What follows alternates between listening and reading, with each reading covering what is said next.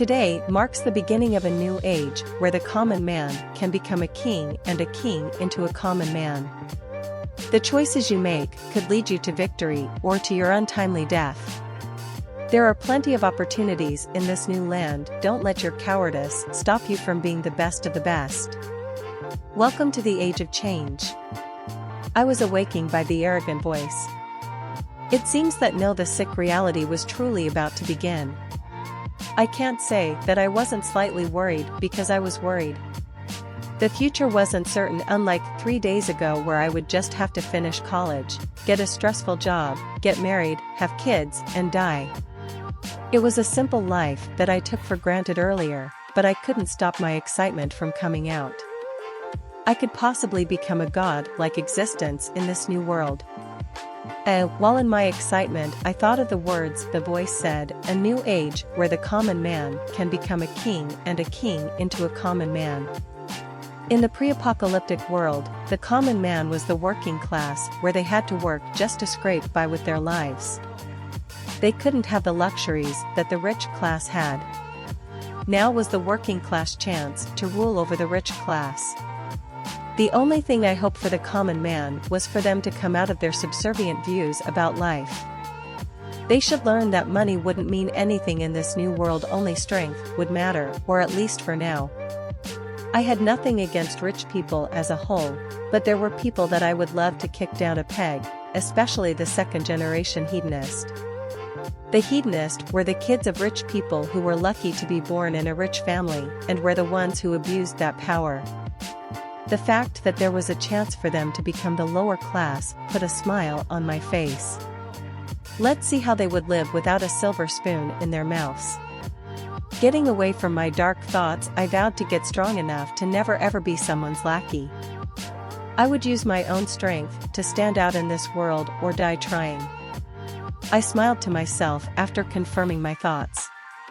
The voice made me become wide awake, with no more sleep in my eyes. It was time to get up and get about with my life. I got up, stretched a bit, scratched my butt a bit, and went to brush my teeth. When I reached the bathroom, I pulled my pants down to pee, but before that I always flipped the lights on. When I touched the light switch, nothing happened. I flipped it a couple more times just in case it was a fluke that it didn't work the first time. No matter how much I tried, the lights didn't come on. Then it hit me, our grace period was over and there wasn't going to be any more power. My brain was so slow in the morning that I forgot that there was a grace period and I didn't notice I was able to walk perfectly fine. People say that ignorance is bliss, and guess what, it truly is until it cost you dearly. I finished with all my bathroom business to meet up with April in the kitchen. Power's out, so no cooked breakfast for us. Take out the milk from your ring and some apples. With that, we should have an okay breakfast, said April when she saw me getting out the bathroom. I took out a gallon of milk, plus the apples. They were just as cold as when we first put them in the spatial ring. 2 days ago, after we learned that the power would go out sooner than we thought, we experimented with the spatial ring to find out that everything we put in it retained their properties. With this discovery, April went back to Walgreens and took as much milk as she could. We had about 30 gallons of milk, a couple packs of water, a couple bags of fruits, a couple bags of vegetables and other foods in the spatial ring, plus the silver goblin's corpse. It might seem unhealthy to put the corpse close to the food, but that wasn't a problem.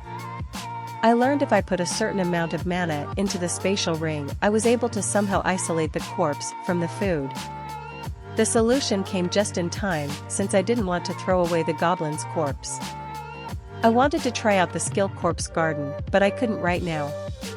The earth was still expanding, and it didn't seem like it would stop anytime soon, plus, I didn't have any seeds to plant with the corpse. We will have to secure some supplies later on, but most importantly we will have to take care of the monsters around us to be safer. I'm not sure if there are any survivors in this community, so we will have to clear all the apartments just in case, and maybe while doing so we could maybe find a grill or something to cook on, said April. Yeah, I think that a good idea. I'm more or less healed, so I should be able to help. I suggest you train your shadow leap or try to improve it, I said after some thoughts.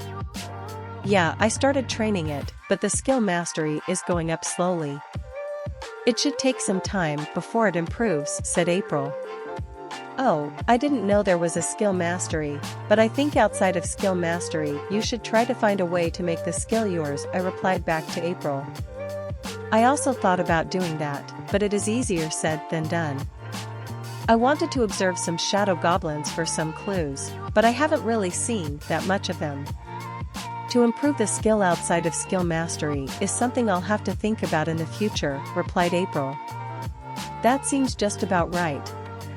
I guess the only thing we could do right now is clear out the goblins and slowly explore outside, I said back. We should wait about 30 minutes before we go out, said April. I agreed by shaking my head. For the next 30 minutes, we spoke about nothing in particular, abiding our time until we had to leave. When the time finally came for us to leave, we took everything that we would need. I also took out all the water packs from the spatial ring to make some place for anything we find. Just in case we would need more space, we took a book bag each.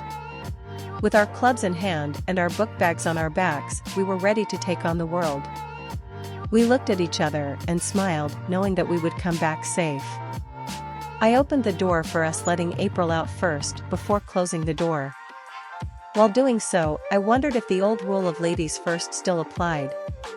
In a few of the light novels I've read, when the world was going through an apocalypse, people's morals went down the drain.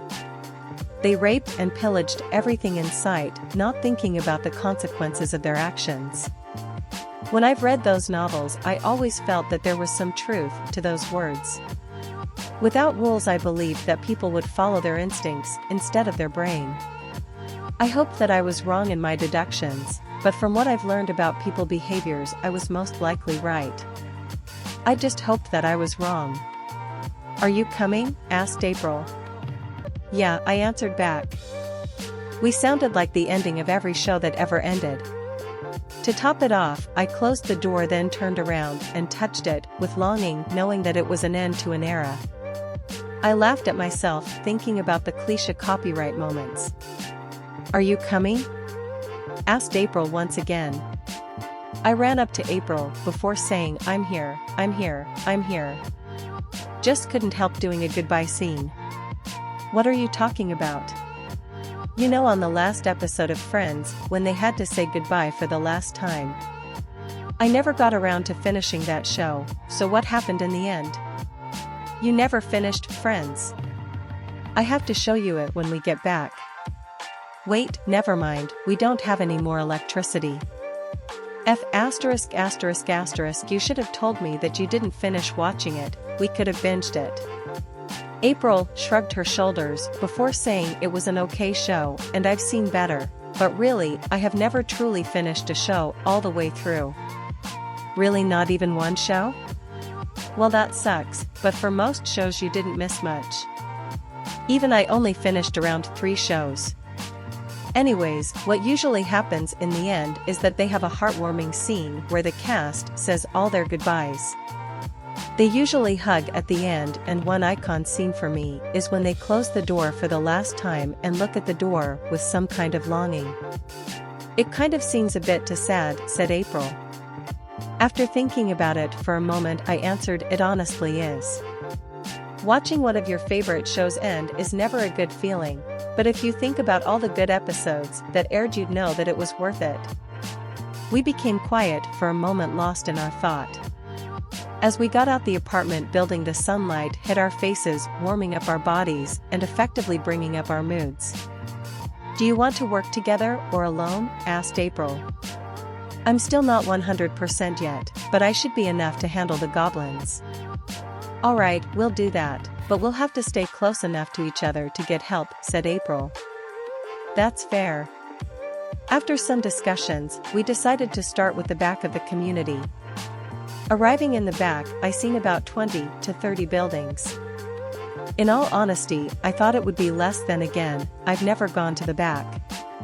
There was never a need to go in the back. The school shuttle picked us up in the front, the big garbage thingy was in the front, and I didn't really have any friends, so going to the back wasn't a priority.